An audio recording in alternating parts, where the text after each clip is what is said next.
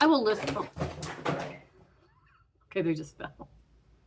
I'm going to tell you something really shocking, and that is artists tend to buy a lot of art supplies. Earth-shattering, I know. For myself, I have accumulated art supplies over the years, and I seem to have a lot of paper. And I'm not super fussy about the paper I use to a point.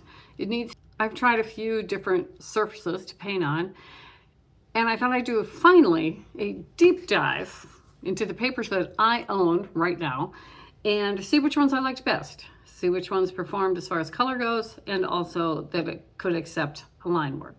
So I did, I'll walk you through this, but I did swatches. I did 6 different papers, and I'll go through them and we'll evaluate which ones I think worked, that I could recommend. Some won't, some might be great for you and not for me. Okay, so here are the papers. The first one is, I picked this up at an art store. It's 6x9. It's by Strathmore. It's called Vision, and it's a pad of paper that comes in sheets. There's 30 sheets in there, and it was about $10. And I thought, oh, it was $9.95. It says that right here. Anyway, we're gonna evaluate that one. Okay, the next one is a tried and true, easily accessible Canson XL Watercolor Paper. The next one is the Canson Montval, which is a little one step up, I think, from that XL. We're going to talk about that one. I will list them. Okay, they just fell. I will list all these in the description, and you can tell me also what you think is one of your favorites. This one, Strathmore just watercolor paper cold press is readily available. I actually bought this at a thrift shop, and I'm like, hey, watercolor paper, I'm buying it. Okay.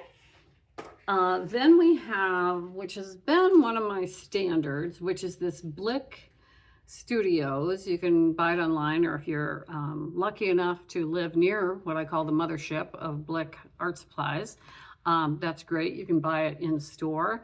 It's a cold press watercolor paper, has a whole different texture to it than some of the others, and I have enjoyed that one. And then of course we have the mother of all watercolor papers, which is the Arches watercolor block cold press.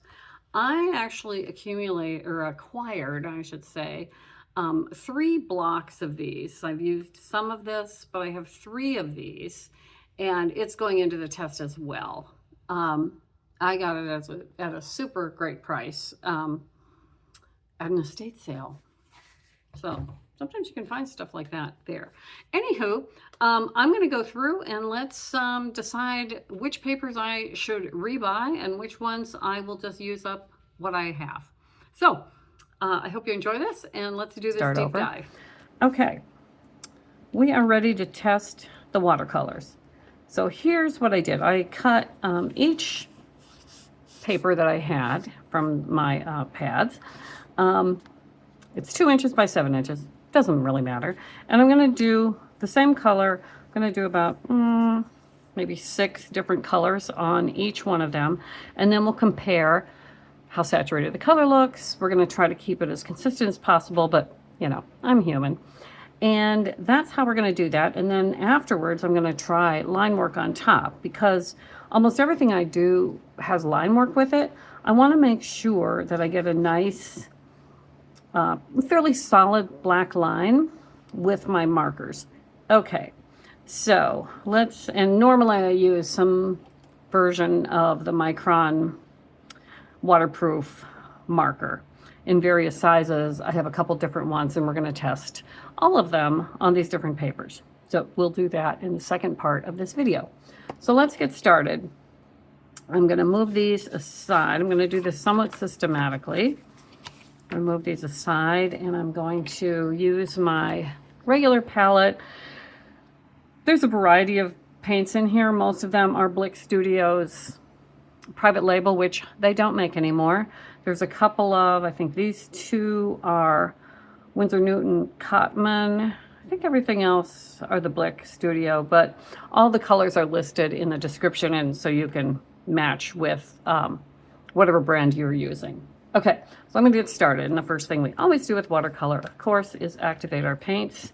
I just have a really inexpensive little spray bottle. I'm gonna let those get wet. And I'm probably not gonna use all of those colors, but I wanna get a nice selection of colors. Okay, I also have a paper towel over here to daub. So, oh, I also wanna make sure there's not wet over here. Got that cleaned up. All right, palettes over here. I've got my stack of papers, and let's start. This first one I'm gonna do is this Arches 140-pound cold pressed paper. Now, this is generally pretty expensive. I got a great score at a estate sale one time and got 3 pads of Arches paper, which is normally not in my art supply budget, but it was then. Again, sometimes I'm like, oh, it's too nice to use, but we're gonna test it here. Because I have a lot of it, I might use it, but I don't know. Okay, first thing I'm gonna do, we're just gonna start with a spectrum, and this is the Blick Cadmium Yellow Medium. If you are trying to match at home, doesn't really matter. So I'm gonna mix up a fair amount of that. The other thing I have 2 jars of water. I have one for swishing out my brush to clean it, and one that I'm gonna try to keep as clean as possible for when I mix up colors. Okay, so I think I have enough to get across, and I better make a little more, just to make sure that I get enough across. So all I'm gonna do is just do a little rectangle. I mean, that is some very nice saturation, okay? That's the arches to start. This is the Canson Montval 140-pound cold press. So we're just gonna do the same thing. We're gonna do this all the way across. Okay. This is the Canson XL, which is less expensive than the Montval version. And for me, it's probably not going to make a huge amount of difference, but I do have a lot of paper that I really need to start using. I don't want to buy any more because you know how we are. Ooh, more art supplies. This one is the Blick, their private label 140-pound cold press. This has been my preferred paper for a while because it does take the ink so well. I can buy it online, and when I go to a city that has a Blick, I usually go there. I just don't have one in the city in which I live. Okay, this is a funny one. This is the Strathmore Vision. Seems to be only one-sided. It came in a pad. It's like a maybe 7x9 pad. It's more of a sketchbook than it is, I think, proper paper. But it might be nice for just sketching out there in the wild. Okay, I have just enough yellow. And this is the Strathmore. I think this might be too bumpy. This is like the standard issue, kind of inexpensive one. It has the yellow cover on the pad. Okay, so those are my yellows. So now I'm gonna go through and I'm going to go through this fairly quickly, and I'm just going to start painting different colors on here, and I'll kind of speed up the film, and then we can go, I'll come back when it's all finished, when I've finished all my colors, and we'll go through and test the markers on top. So this will be fun. I'm kind of looking forward to it. Okay, so here I go.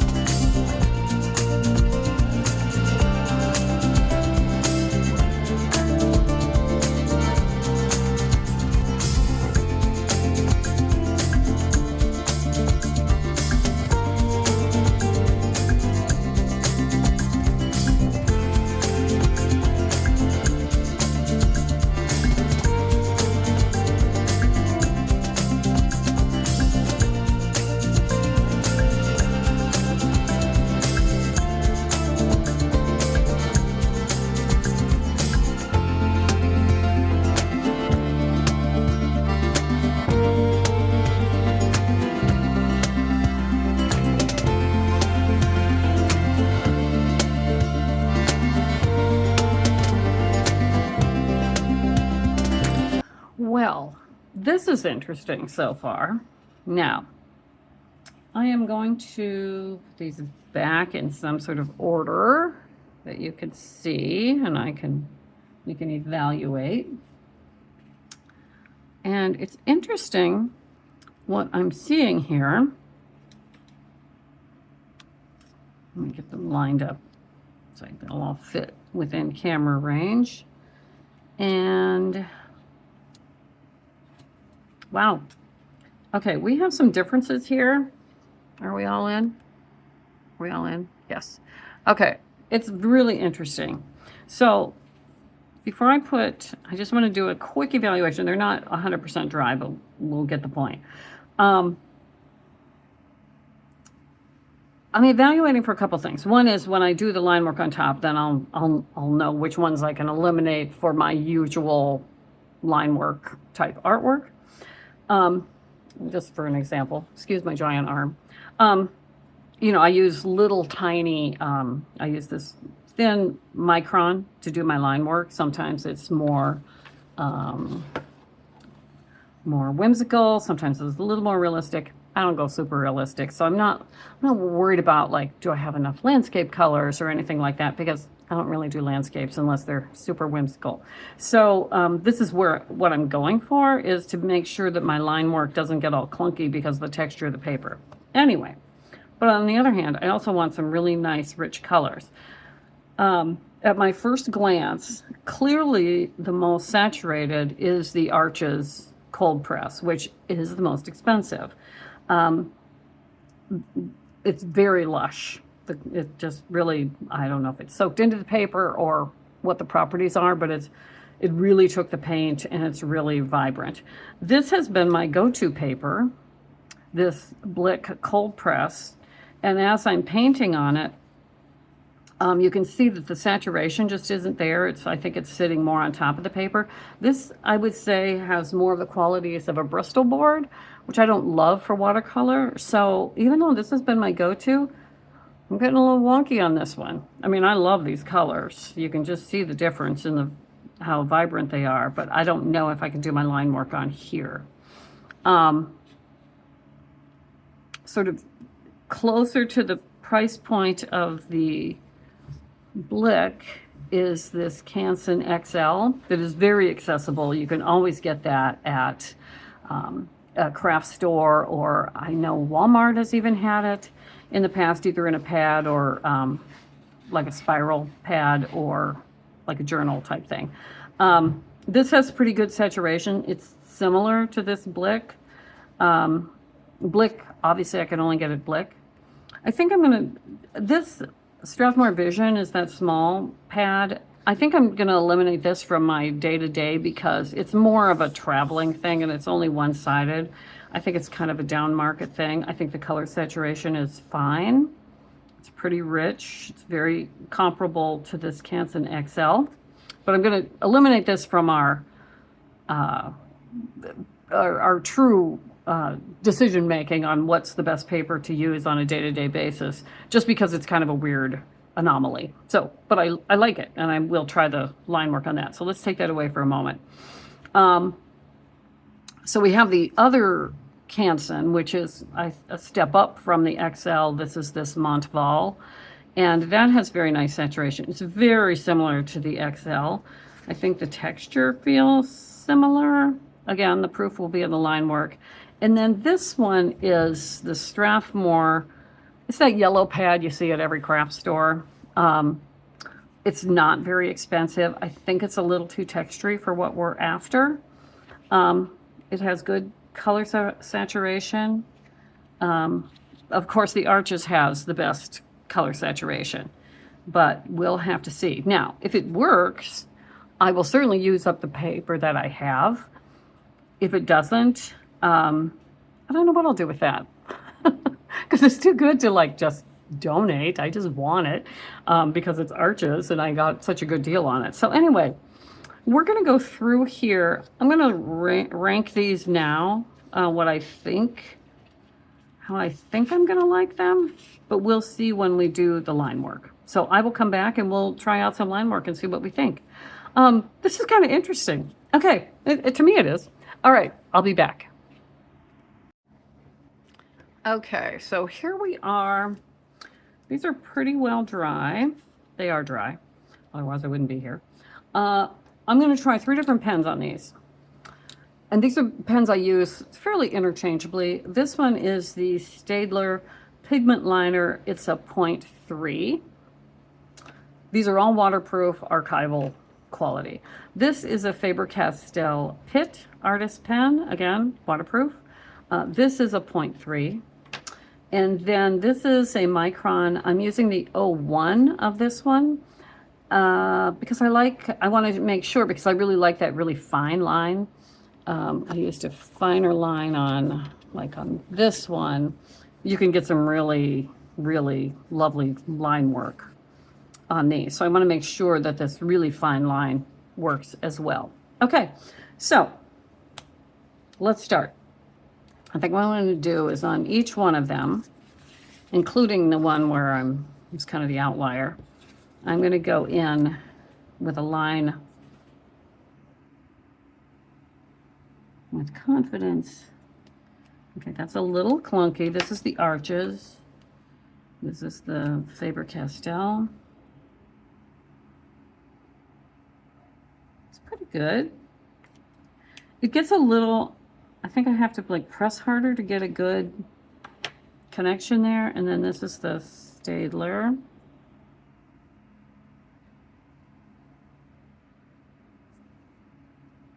So I'm just going to put some leaves on here. Yeah, I don't, as much as I love this color, the line work's a little sketchy. So I'm not sure if I'm going to love that. I love the paper. I love the idea of the paper. I don't know. It's like having a really expensive pair of jeans that don't fit. So here's the Pitt, the Faber-Castell. It has, I think, a softer nib, so it seems to be, I don't have to work as hard to put the line mark on there. Well, maybe it's the difference in the pen.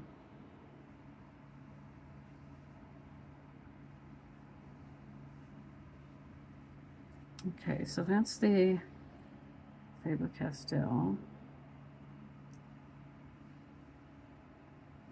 Go back here. I never remember how to spell Staedtler. S-T-A-E-D-L-E-R. Okay, I can already tell just from writing on here, this is not the best pen for this paper. Could be that pen. Don't know. And here's, I'm back with my Micron. That is going to be tricky. I'm really having a hard time getting a good, okay, yeah, don't like that.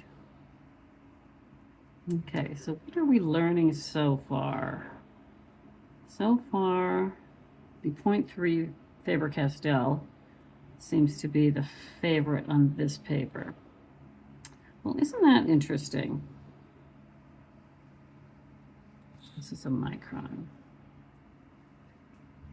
Okay, well, okay, let's do this again in the same order. Okay, I'm going to just do this and I'll be back. Okay, well, that was interesting. All right, so this is this Strathmore Vision that I've decided that it's great for travel and for a small compact thing. I like the way the line work hit the, it was a nice smooth drawing experience, so I liked that, but it's moving out of the running for the everyday doing art that I want to keep around. Okay, I'm also going to eliminate this Strathmore, the one with the yellow cover. I think it's too textury for me, and so it would be frustrating because I had to really concentrate on making that mark, particularly with the thin lines, because it was just too textury. So that one's out of the running. So now we have 4 contenders. Now, as I said, I have all these. I'm going to use them all up no matter what. But as I buy new, based on how easy it is to get it and how where the price lands. This is, here's basically how the price works, I'm pretty sure. So most expensive is the Arches, clearly. It has the best saturation of color. I had to work a little bit. It wouldn't work well with the thin marker. I had to really concentrate, and I like a much more fluid drawing experience. It was okay with the thicker ones. I'm going to keep it around because it's so special. But I don't know exactly what I'm going to do with that. I'm going to keep that in case I do some work that doesn't rely on line work, or less so. Okay, so that I'm going to keep, but not as my day-to-day. Now, as far as color saturation goes, now the Blick has the least amount of texture, which I like for the line work a lot. I do feel like the color, now that it's dry, it's not as dramatic as it was. So I think between these three, I mean, I have a fair amount of each of them. If I were to buy new paper, like once I run out of everything, which is going to take a while, especially when I'm doing things that are, 4 by 5 inches. I mean, I'm doing very small artwork. I'm not doing giant paintings, nor do I intend to. So I think if I were to pick,